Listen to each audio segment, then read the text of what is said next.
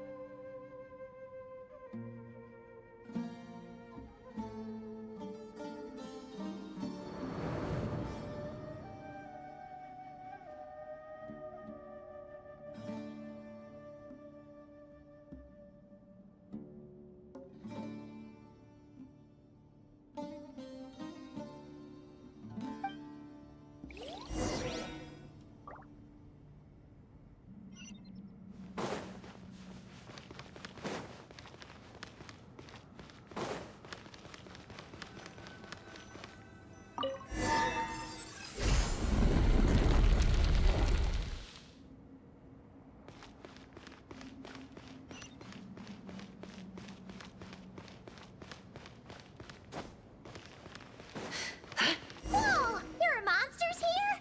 You didn't say anything about that. Probably means he didn't run into any. Because we're just unlucky. Not the best sign of what's to come. He'll be fine. Let's just use up all our bad luck. We'll be golden.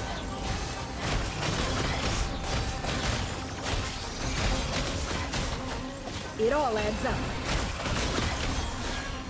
Let's see what you're made of.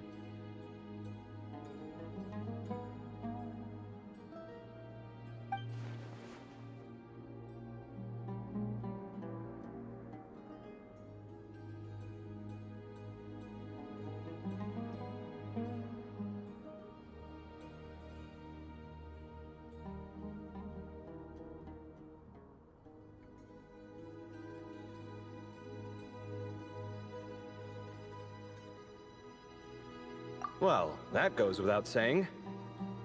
Fair point. There's just one problem, though. The only way forward is through that door. Ooh! Is it time to hunt for a key? Paimon loves this part. Don't worry. With our adventuring experience, we'll find it no problem. Let's get searching!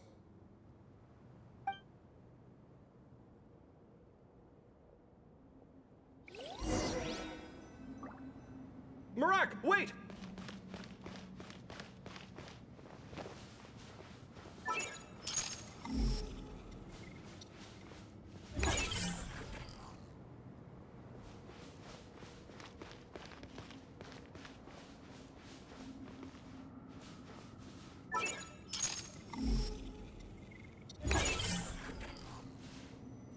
Marak seems interested in these jars. Go smash them. Ah, well, we would hate for you to have to lift a finger, Your Highness.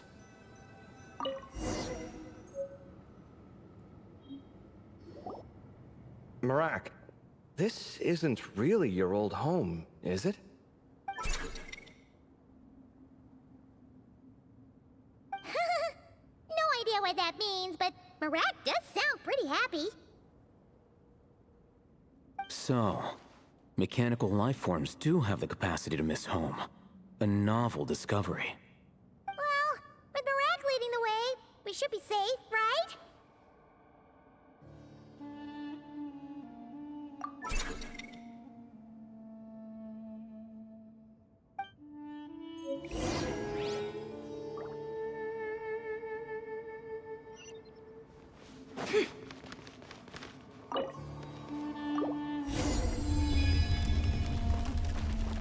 Good thing you decided to join, Kaveh.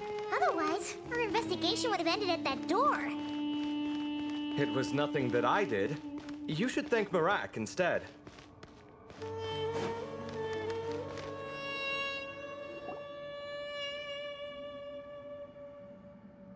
Hold on. At this rate, Paimon's gonna lose her title as best guy to a mechanical suitcase.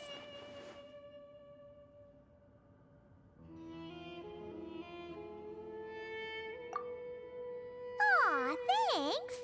Hey, wait. What do you mean, useless? Well, no weird mental symptoms so far. I'll take that as a win. That said...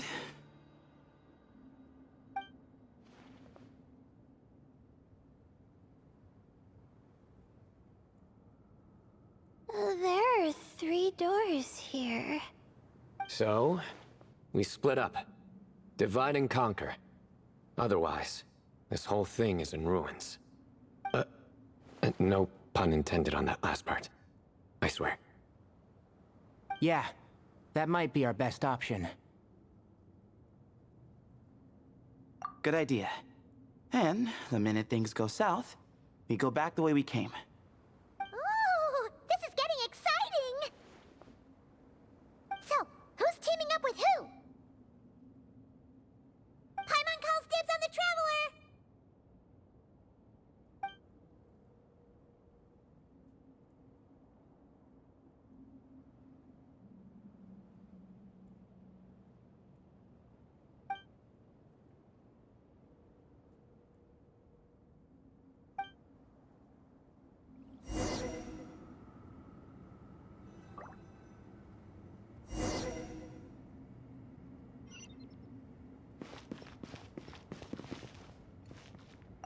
Well, this takes me back. Last time we were in the desert together, the two of you came all the way out here to gang up on me. Oh? Sounds like someone's holding a grudge. Just what I like to hear. If you're still hung up on that last one, just name the time and place. And we'll have ourselves another thrilling... duel. Huh. What's with the awkward pause? Were you expecting me to stop you from saying something stupid?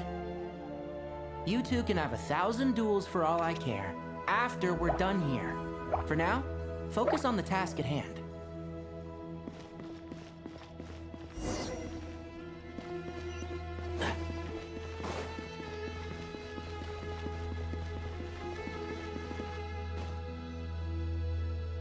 This chamber is huge. I can't even imagine what it's used for. Oh. What's wrong? I seem to have stepped on some kind of stone slab. Huh. There's a pattern on this, but it's hard to make out with all the dust. Huh? Look! The shape seems to match the markings on the ground over there. Let's slot it in and see.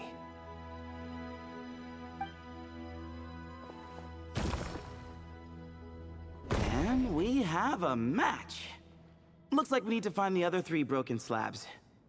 Let's search the area, but be careful where you step.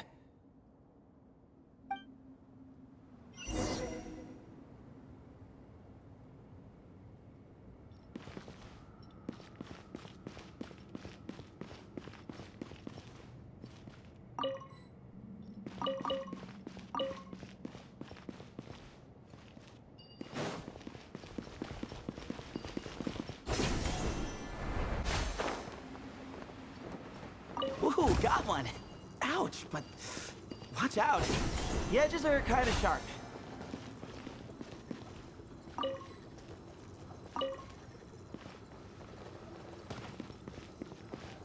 One with the force.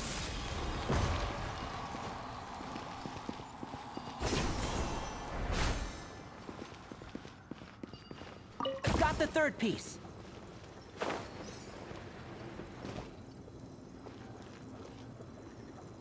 And shroud.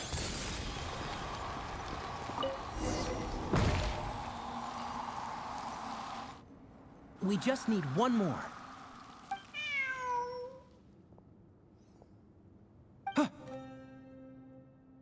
Look, a cat. Could it be the same one Jer mentioned? I don't think we need to worry about startling him. He doesn't seem afraid of people. Yeah. If anything, it seems like he wants us to follow.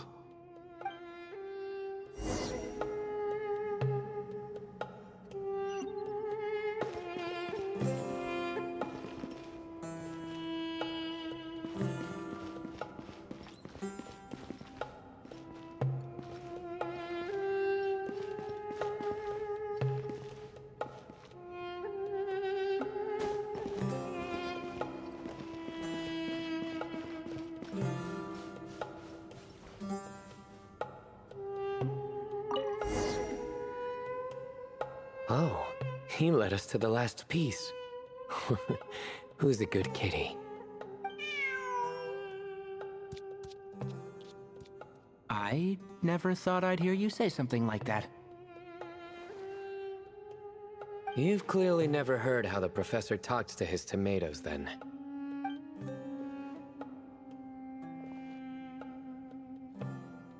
All right, well, that's that. Now, we need to figure out how to get rid of all this dust. Behold, the great Vayu Viastra. Be honest. You've been waiting to say that for how long now? Just activate the mechanism.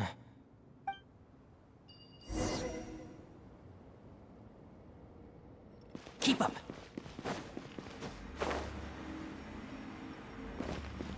Yep.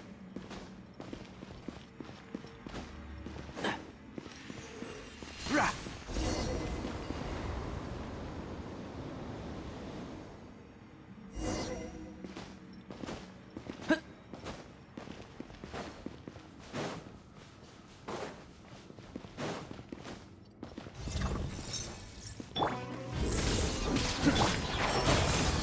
Let's nip that in the bud. Give me some space. Move or be moved.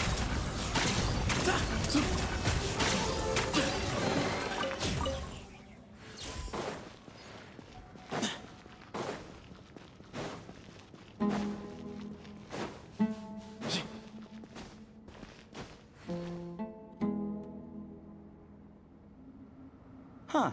It worked. It's a picture of... 3 Hermanubises? That can't be right. The ears aren't vertical.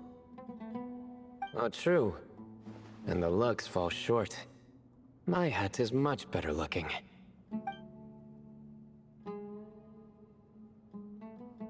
A goat, an ibis, and a crocodile. Oh, wow. Our botanist knows more than just plants. Riveting observation. I was just thinking. These 3 figures look a lot like the 7 pillars of King Deshret. That's right. These are our colleagues. Our what now? You sure about that? Just kidding. But what I meant by that is, these were Hermanubis' colleagues back then.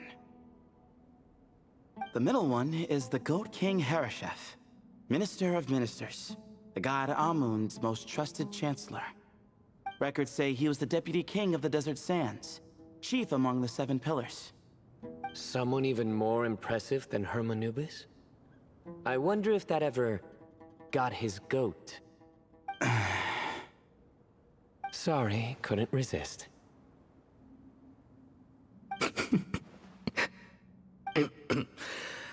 Okay, that was a good one. Wait, really? I've got so much more where that came from. Where were we? This is Sobek, the Crocodile King, captain of captains.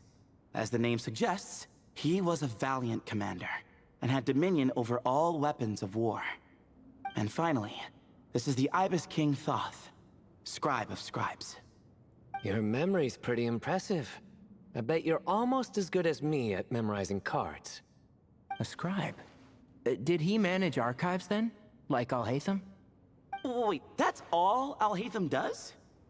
I never knew being an academia scribe was such a cushy job. Well, that's how his friend put it, anyway. But it does seem like he has a lot of free time. Well, I don't know much about the academia, but I'm sure the Ibis King had more responsibilities than that. The temple's records say he represented the wisest aspects of King Deshret, inventing the desert script and arcane arts at his king's command. He must have been quite the impressive man then. Or creature, depending on how you look at it. Still, why are these three the only ones represented here? What about the other pillars of King Deshret? Maybe because the three of them were extra close? Huh. Kinda like us. Oh yeah! Maybe we should have someone inscribe us on a commemorative stone slab too. Or we could just take a picture. It would serve the same purpose. Anyway, no more distractions. Huh. Doesn't it look like there's writing carved into the corner? Huh. There is. And it's in the ancient desert script too. Looks like the Ibis King left you some homework. Give me a sec. I'll try and translate it. The ministers are unvirtuous. The scribes unwise. The captains unworthy. My end is not humanity's end. Hereby bestow upon you all the far side of eternity. Wait, so they went to Aru? It doesn't sound like it was their idea. The far side of eternity is said to be the final land of dreams for all desert dwellers. But if such a place did exist, wouldn't it also be an inescapable prison? Yes, and based on the writing here, it's clear King Deshret wasn't pleased with these three. This gift he bestowed upon them seems more like a punishment. Such is the power of a king, I suppose. Which means the goat's the one who got in the end. Huh. Yep, not as good the second time. What? Impossible. Well, looks like that's all we can learn here. Should we keep going? Yes, no time to waste.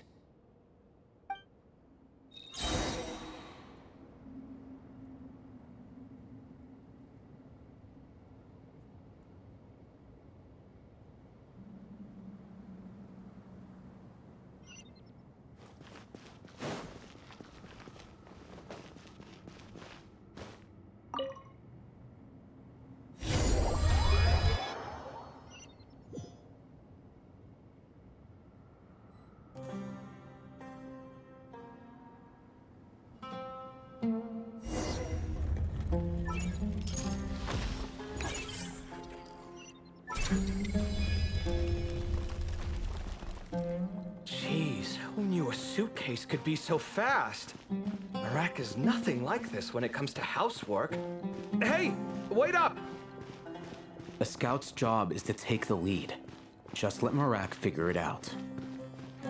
Easy for you to say. I'll be the one doing the repairs if something happens. Why don't you go scout ahead then? When I think of a comeback, I'll let you know. Oh, Marak stopped. What is it? Found something? Looks like something covered in sand. Let's get it out then. Come on. Oh, it's a stone slab. Good job, Marak.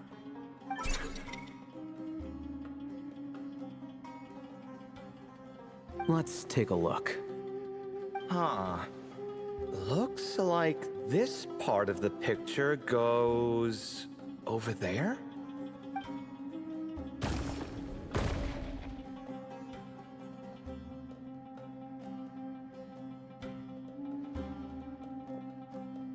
In that case, there must be other pieces. All right, and let's look around. Hey! Why are you sitting down? I thought Marak was helping. Oh, so you do know what that word means. Great. Are we supposed to just sit back while Marak does all the work? No, I doubt you could do that. Exactly. But I can. I...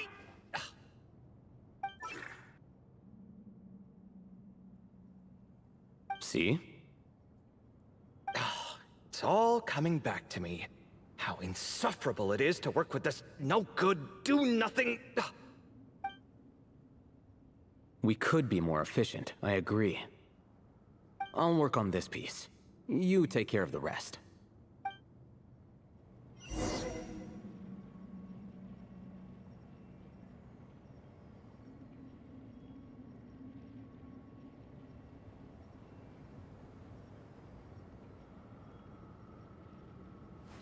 Wait.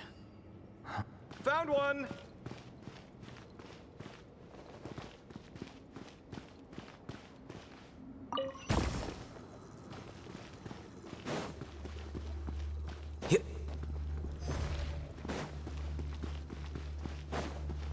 Good teamwork.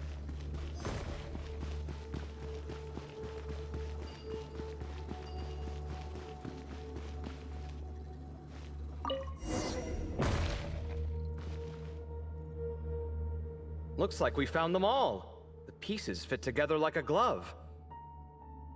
But we can't see what's on them. Turn around. Huh? Look. Oh, I've seen this before. It can create strong winds. Just what we need to clean off the slab. Come on, let's... Hey! Don't worry about me. If I sit here, I won't be in the way. Oh, you don't want to be in the way? Then sit right in front, so the device can blow you straight back to Sumeru City.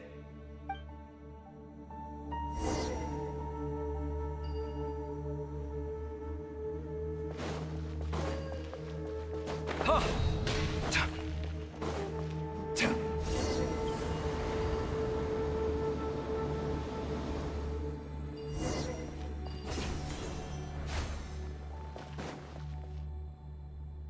Done.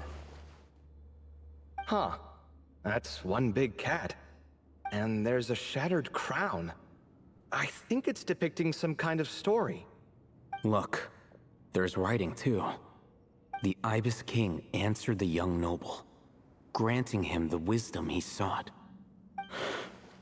But the fragile crown was shattered by lies in the end. Here I leave the name, Gudar's. Gudar's. I've seen that name in a history book before. He was a young noble who sought to save his realm, and a king who once united the desert. That's right. Although his methods were rather shameful. During his long reign, he betrayed his family and the nobles who supported him, only realizing the error of his ways after his enemies left him nowhere to turn. But by then, it was too late. Seems like a common occurrence across history.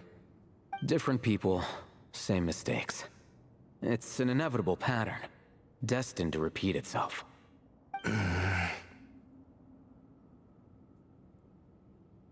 The writing mentions the Ibis King, but a cat is depicted here. Does that mean... So far, what's depicted on the slab seems true to history. In which case, this cat is either a proxy for the Ibis King, or a manifestation of said king himself. Exaggeration is a common method ancient records use to highlight a being of higher status. And as we know, Layla and Jur both heard the sound of a cat while escaping the ruin. You're saying the Ibis King, one of the legendary 7 pillars of King Deshret, is here, still helping those in need? I'm saying we can't rule it out.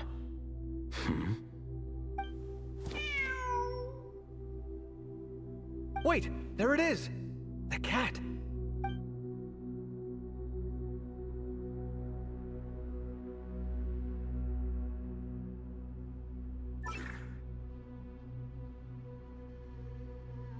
Ah! Marak went after him! The cat's showing us the way forward. Come, let's follow. Okay.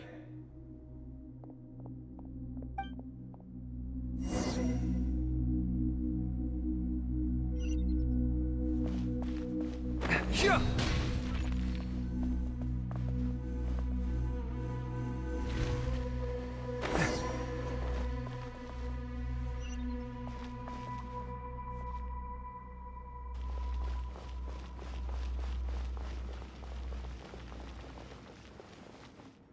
Huh.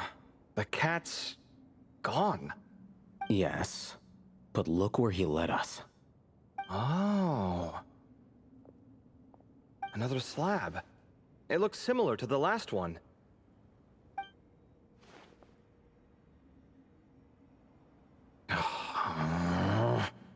Oh, by all means, take your sweet time. Wouldn't want you to overexert yourself.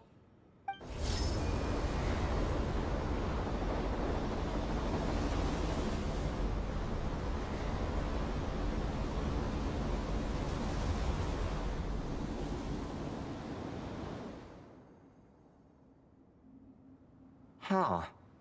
The scene depicted here... Seems to be a different tale. The Ibis King answered the Jinn-blooded dancing girl, granting her the wisdom she sought. But enemies plotted to kill her close kin. Snake venom was her self-chosen end. Here I leave the name. Makaira. The Temptress of Woe? You've heard of her? Of course. I don't just sit around doodling all day. She's mentioned in tons of papers about the desert. As I recall, she was given as a gift to the tyrant king of Gurabad, and later seized the opportunity to kill him. After getting her vengeance, she reigned as queen for many years, until her enemies attempted a coup, and she took her own life. That's more or less the version I've read as well. It seems this queen also had dealings with the Ibis King. Yeah, I'm starting to find this whole granting wisdom business a bit concerning. I mean, considering how Gudars and Makaira ended up, it might not have been a good thing. But, at the same time, if the cat guiding us is linked to the Ibis King, then he doesn't seem like a villain either. People are complicated. And the same is true of the servants of the gods, no matter their wisdom or power. Let's reserve judgment for now, and keep moving.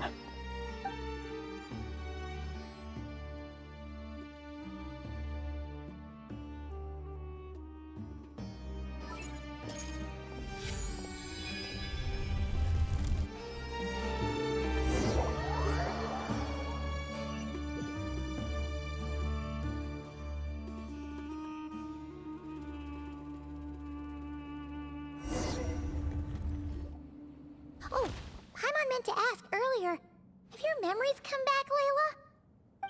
No, sorry. To be honest, nothing about this experience feels familiar. Besides, my focus is the stars, so I don't spend a lot of time exploring ancient ruins. Guess that makes us the senior researchers in this scenario. Stick close, all right, Layla? Okay.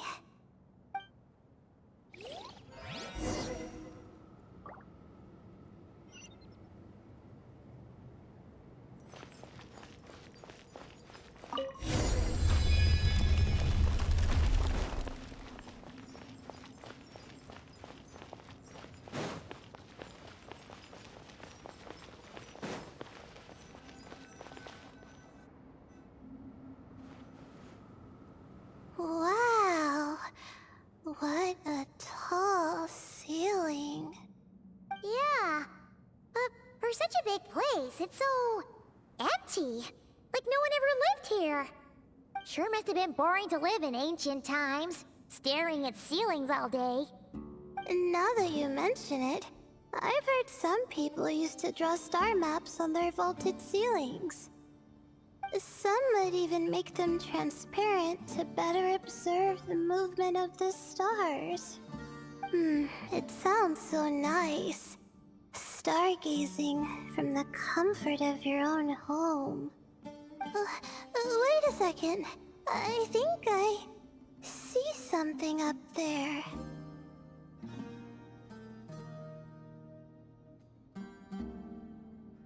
Huh? How is Paimon supposed to do that? Oh, right. Flying. Duh.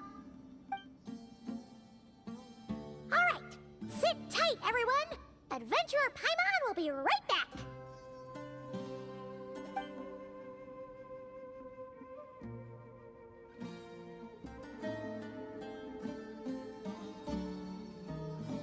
Okay. So, there's nothing super special up there.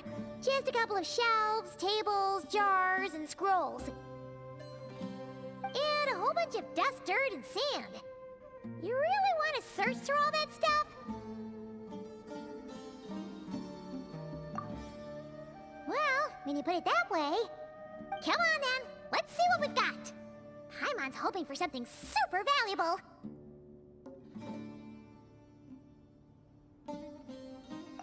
Thanks. I'll stick close.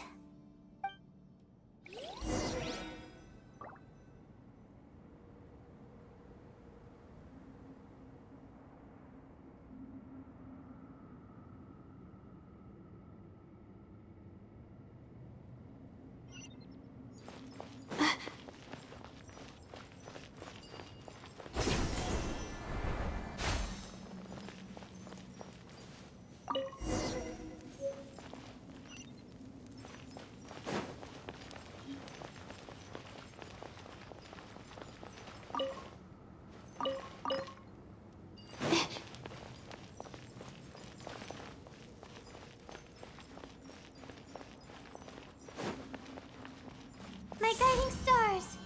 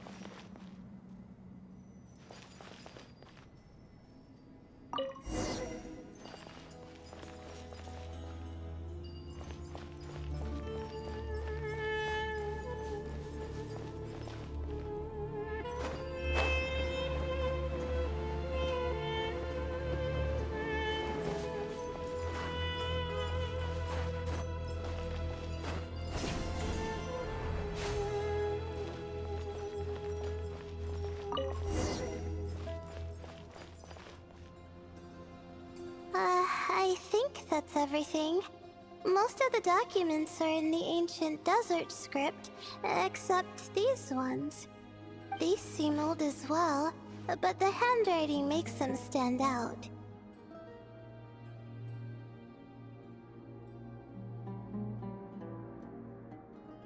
Right! Let's arrange them in chronological order before we read through.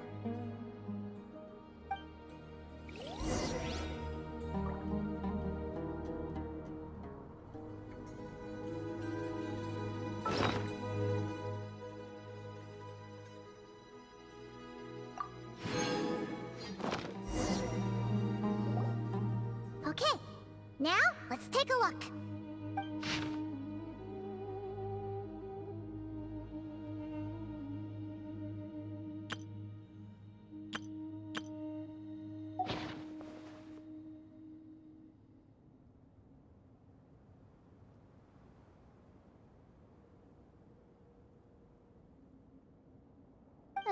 Maybe this person fell in by accident, like Mr. Jur and me. Yeah, maybe. But they don't sound super worried about their situation. So, either this person's an ace adventurer, like the Traveler, or some kind of super optimist. An optimist, huh? Oh, I wish I could be that sort of person.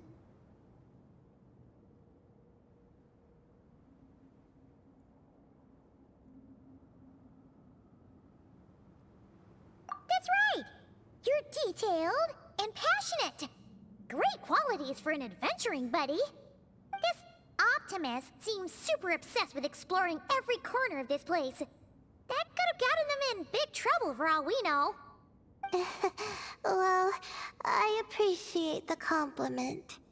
It's almost magical how words like that can make you feel like you can do anything. I only wish that magic could last a little longer. Until I figure out my new study topic, at least.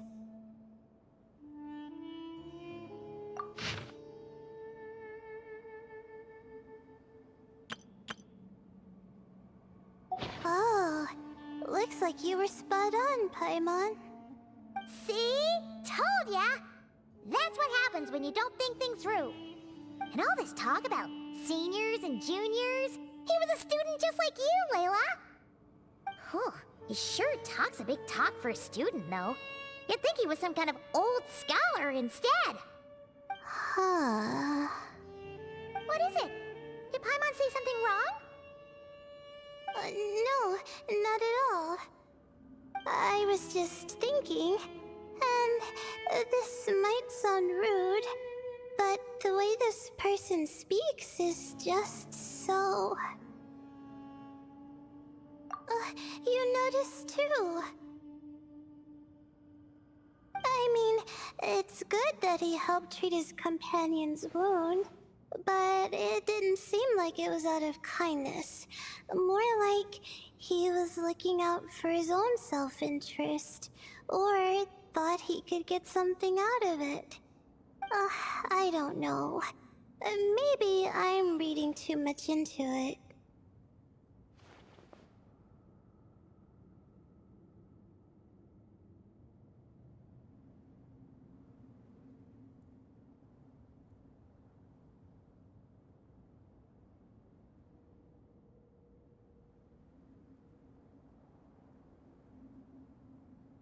Yeah. If you're both in this dangerous situation together, wouldn't you mention them at least once? If it were Paimon, she would write down the name of every single person she was with. No one would be able to get away.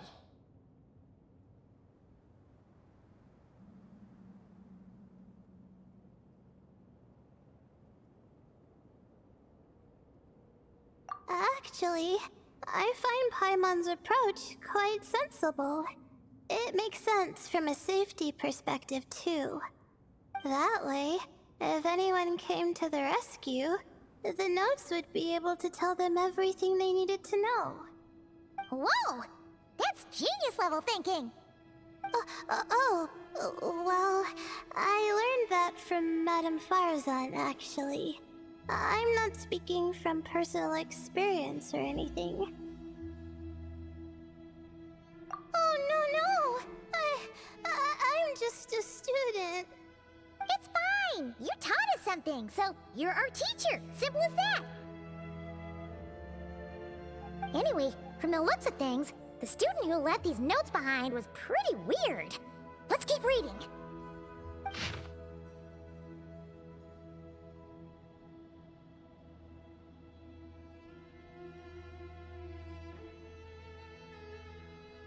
Whoa! Hang on! That's a lot of information. Paimon needs a moment to take this in. The Ibis King. So... did this person actually meet the Ibis King here?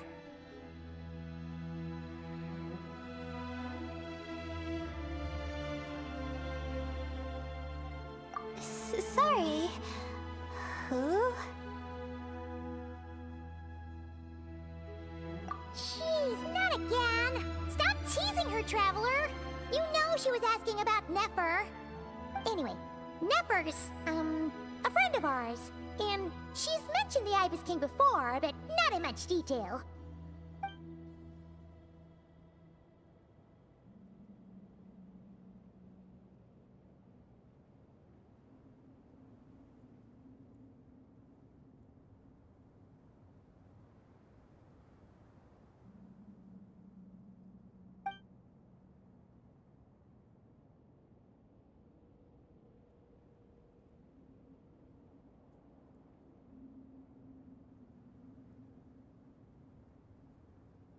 Oh, I see.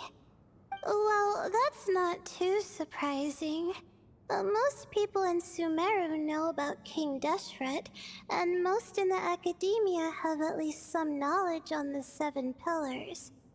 Legend has it, King Deshret ruled the desert at the head of several wise retainers, guiding their people to pursue the limits of wisdom. He also left behind treasures for future generations, which continue to be relevant in nearly every research discipline.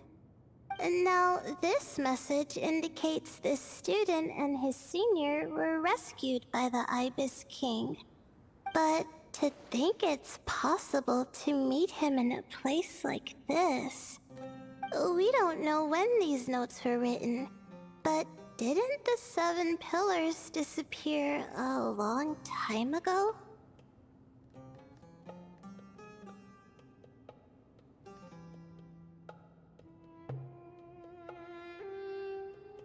Yeah, the notes made it sound like his powers were restricted. Also, the mention of this form? What is that supposed to mean? I'm not sure. Let's keep reading.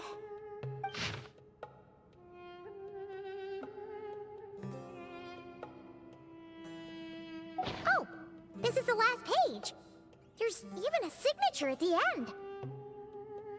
Well, sounds like they made it out. Guess it was a happy ending after all.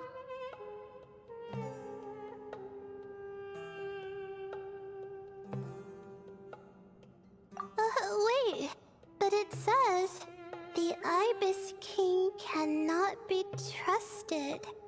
Huh. Our friend said something similar. That the Ibis King was a liar.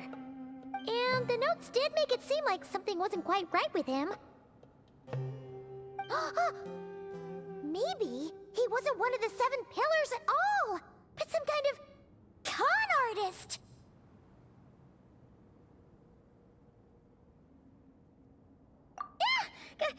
Great, Ibis King! If you heard that, Paimon didn't mean it!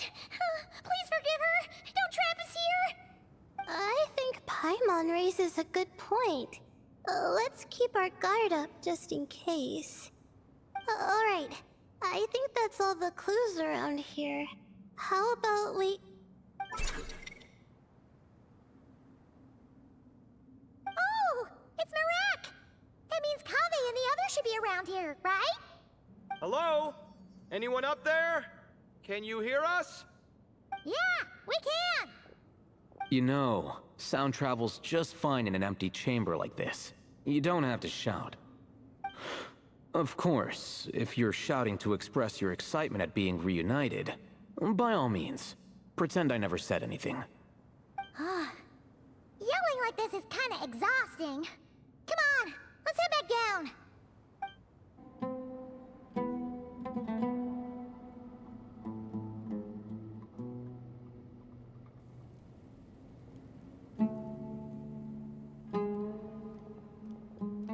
Wow, we all ended up in the same place, huh? Yeah, what a coincidence. Indeed. Or as I like to call it, the chai factor.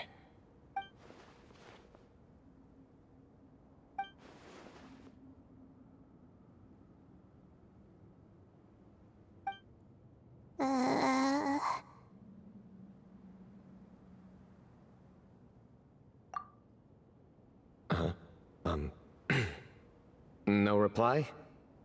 Just say it. All right. Because it's spice to sweet brew again.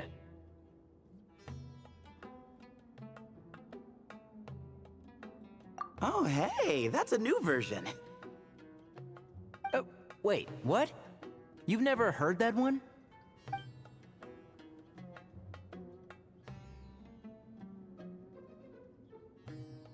What are you looking for? A place to sit and read my book. Oh, great. What else is new? Well, looks like everyone made it through unscathed. Let's take this chance to get some water, rest a bit, and discuss what we learned. Sound good? Yeah, let's debrief.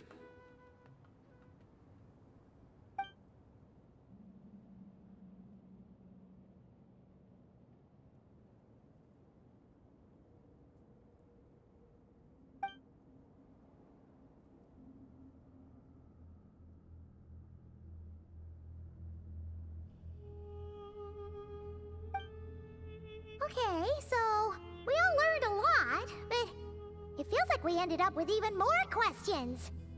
Yeah, but one thing's for sure. This place is tied to the Ibis King in some way. Hey, Sino. You're the current representative of Hermanubis. Can you call him up for a sec? Of course. Just let me sense his presence.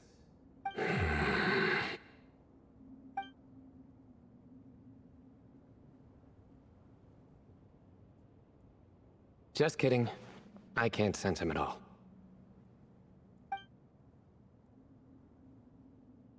Jeez, Sethos. Did you set him up for that one? What are you, a two-man act?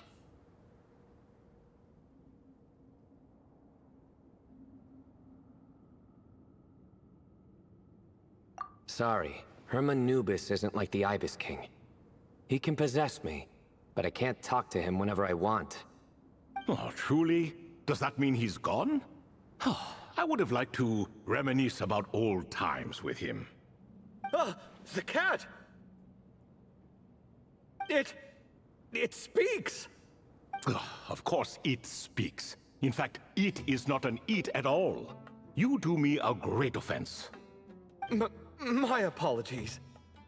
Esteemed cats, sir?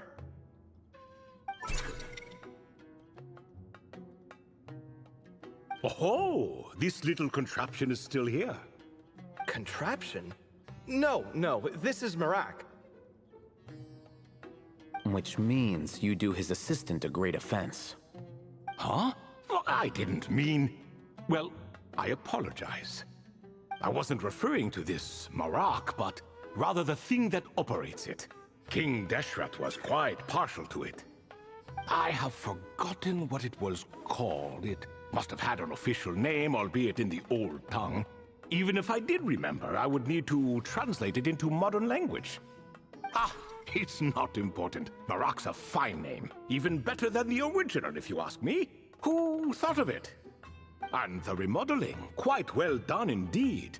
This Marak looks much happier in its current form. Oh, and the components should have model numbers written on them. You can look them up if you're curious. This cat talks a lot. Quite the one-sided conversation. Is this what the Ibis King was like? He seems quite eloquent. I wonder if he plays cards. Ha! I knew Marak was a great name. Go me. Let's see, what page was I on again? Should have brought a bookmark. That all went over Paimon's head.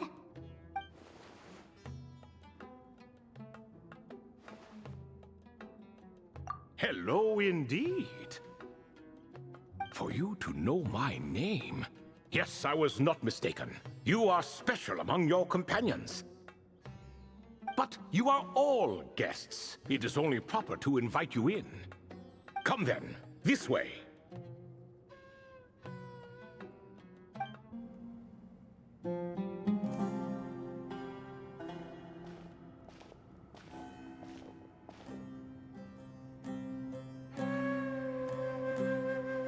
Welcome to my humble abode.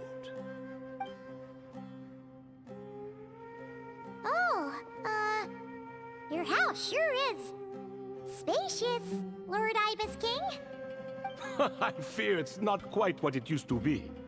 In fact, it has long ceased to be my home at all. It belongs to the descendants of the cats I once raised. Such adorable creatures, aren't they? Take the one I'm borrowing here, for instance. A chubby fellow with such lovely fur. Anyway, tradition dictates that a special guest such as yourself be presented with a gift. Alas, it's a first-come, first-served basis, you see. I fear with the passage of time, none are left. What? So the treasure's gone already? Treasure, you say? Not an inaccurate description.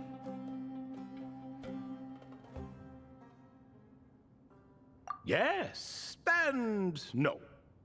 I have the power to grant gifts inaccessible to the masses. The only requirement is answering a question. Not a bad deal, yes? Of course, my questions were given unto me by King Deshret, who in turn received them from the Mistress of Flowers. There are 3, and no more. What causes our rise and fall? What obliterates love and hate? What determines truth and falsehood? The more he talks, the less Paimon understands. I see. That must mean Gudars and Makaira managed to answer 2 of the 3. Another who understands. Oh, so that's the event those 2 slabs are depicting. Ah, priests and their records. A singular obsession, and quite boring too.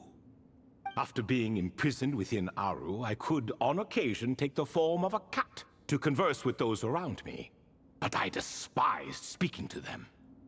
No conversational skills whatsoever.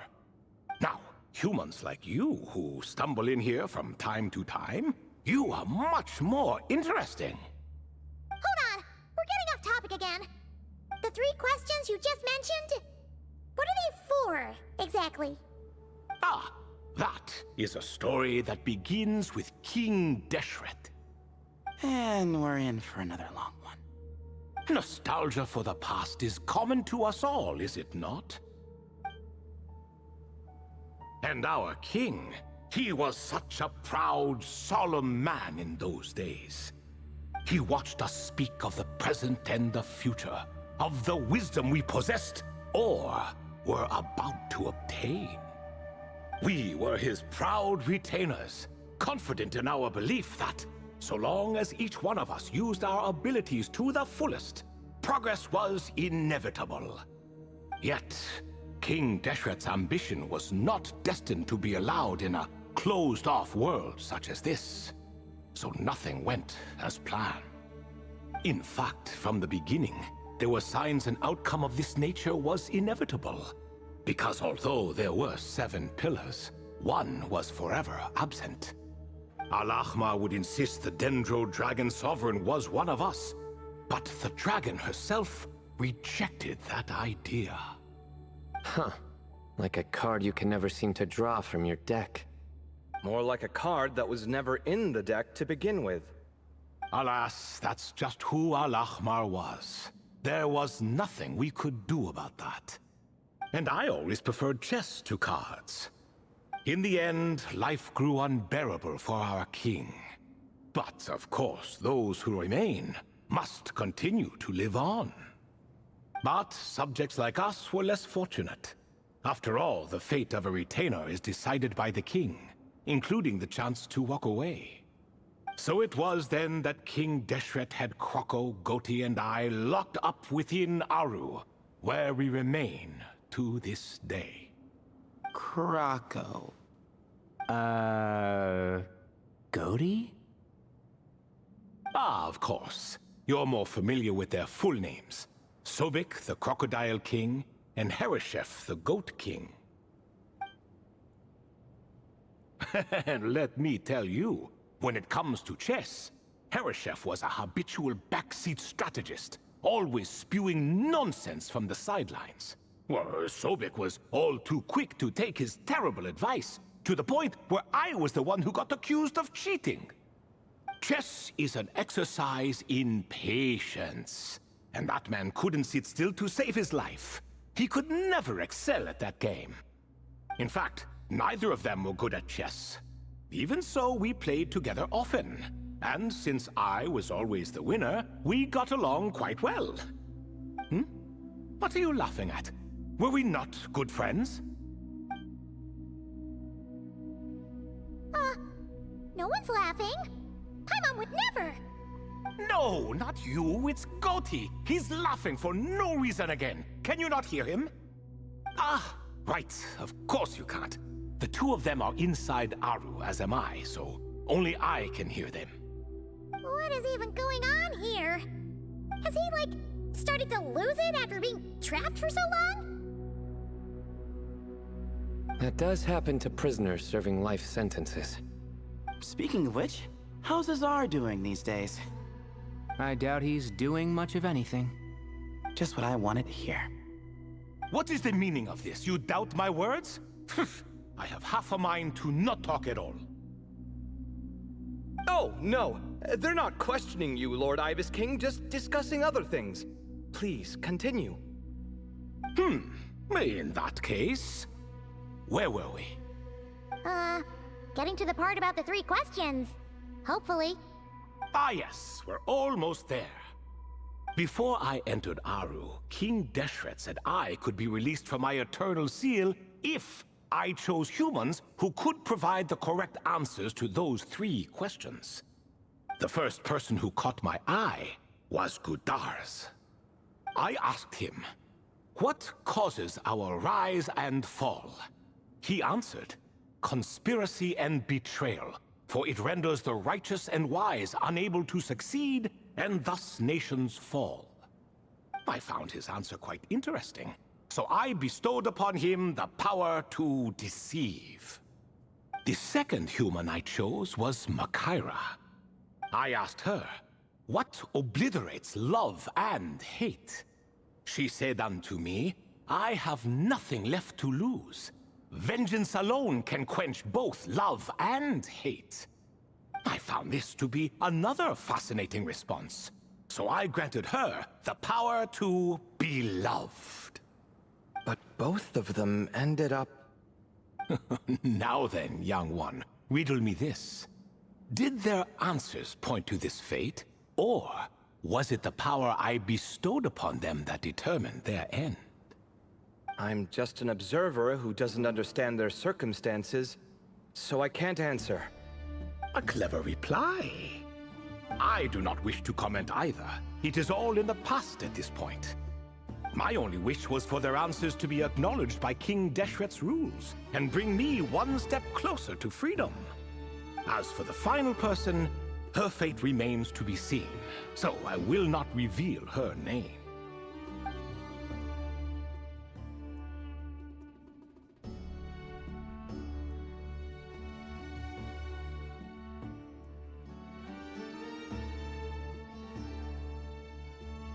I asked her, what determines truth and falsehood?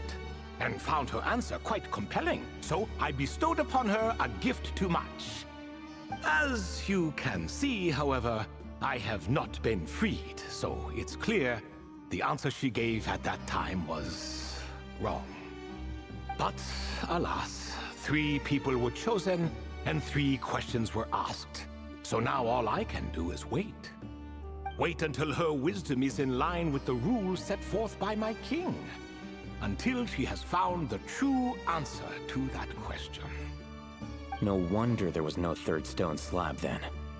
Or perhaps you're just not ready to include her in the story. Though, that might be a generous interpretation. Well, it's not merely because her story remains unfinished. As the remaining priests of this place left, or passed on, there were none left to record the events that followed. Besides, stone slabs are few and far between in the Great Red Sands. In the sprawling desert, very few things or people even manage to leave a trace. But sometimes I can't help but wonder, if that young man from several centuries ago had been willing to answer my question, would I have left Aru by now? Wait, so there was someone else? Of course, it has been thousands of years after all. All sorts of people have stumbled upon this place, but I only chose the special ones. That young man had such a singular intelligence, though his companion, by contrast, was rather average.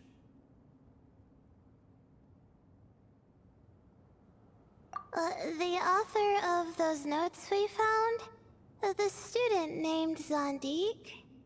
Ah, yes, I think that was his name. In truth, I was unsure whether I should grant him my third remaining gift. He was, of course, exceedingly clever, but he was also mistrustful and narcissistic in equal measure, and there did not seem to be a line he was unwilling to cross. Too much power could be dangerous in the hands of someone like him, so I found myself rather relieved when he declined my gift. Oh, he turned you down? Did he give a reason? Yes. He said he didn't need it. I still remember the look in his eyes. Nothing stood out per se, and still I could sense contempt and disdain radiating from his gaze. I could not give an exact reason, but on instinct I just knew. It would not end well to get close to a man like that. So, I tricked him. Stick close to your companion, I said. Only the descendants of Tulatula can come and go as they please. Leave him behind, and there is no escape for you. So, does that mean his companion wasn't a descendant of Tulatula? Oh no, that part was true. The lie was in the other half. Anyone can enter or exit this place. There are no restrictions. I saw that his companion was exhausted and was concerned Zandik might leave him behind, or worse, that some other accident might befall him. So I made up an excuse to prevent Zandik from going a step too far. Oh, and speaking of, Sandik's companion had the same blue hair and pointed ears as you. Wait, does that mean Layla's also a descendant of Tulatula? Indeed. When Hermanubis founded that city, he took in many who had nowhere else to go. Today, their progeny are scattered to the four winds, and indeed are far more numerous than I could have imagined. So the person you protected could have been my ancestor. Yes, yes. You're very welcome for that. Could I ask another question, Lord Ibis King? Of course. I have nothing but time, I'm afraid. Did you also save me and a man named Jur? I did. You two were quite unlucky bumping into a device King Deshret once used to measure human brain power. That contact caused more knowledge than you could handle to flood into your minds. So I replaced that knowledge with simpler, repetitive information. Of course, the side effect being the same thought repeating over and over again in your mind, but that should resolve itself in time. How many moons are there in the sky? Yes, that was the phrase I used in your head. I forgot the other one, though. I believe it had something to do with food. Both were spur-of-the-moment decisions, so no need to dwell on the meaning too much. Oh, I see. Thank you, Lord Ibis King. As I said, young one, you are most welcome. If you're inclined to return the favor, perhaps you could turn off that device so no one else can trigger it? There's only so much a cat's paw can do, so I'm afraid this is something I must leave to you.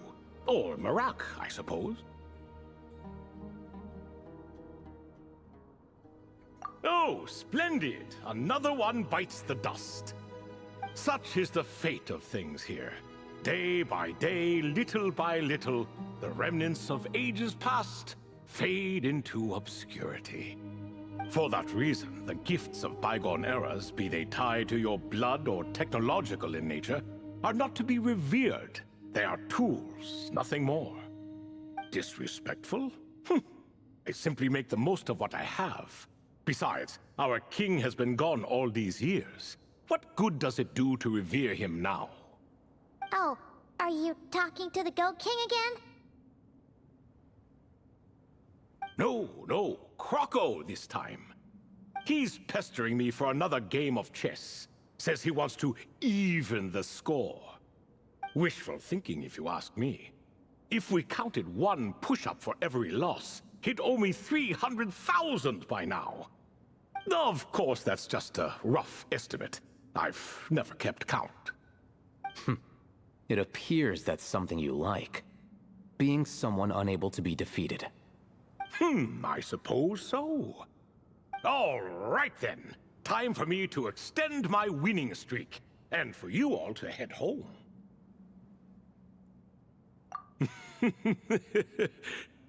In truth, deep down, I know even the answers to those 3 questions will not change my fate. But that is for me to reckon with. Go on now.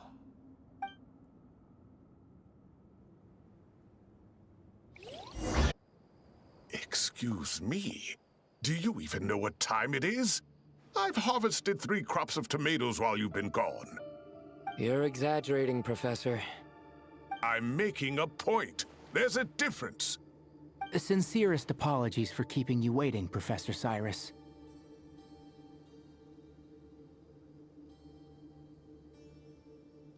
See, that's what I call manners. Now, are any of you hurt? Nope. It went way smoother than we expected, actually.